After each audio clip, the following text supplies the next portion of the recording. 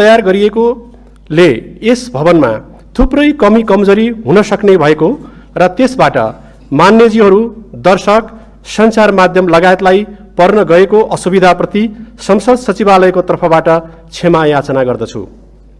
नेपालको संविधानको धारा 88 मा संघीय संसदको प्रत्येक सदनका सदस्यले सदन वा समितिको बैठकमा पहिलो पटक भाग लिनु अघि संघीय कानून बमोजिम शपथ लिनुपर्ने व्यवस्था गरिएको छ।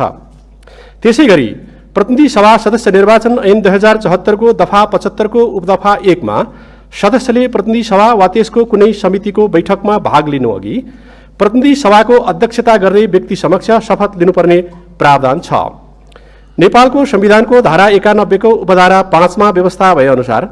सभामुख र उपसभामुखको निर्वाचन नभएको अवस्थामा प्रतिनिधि सभाको बैठकको अध्यक्षता गर्नुहुने सभाको ज्येष्ठ सदस्य माननीय अर्जुन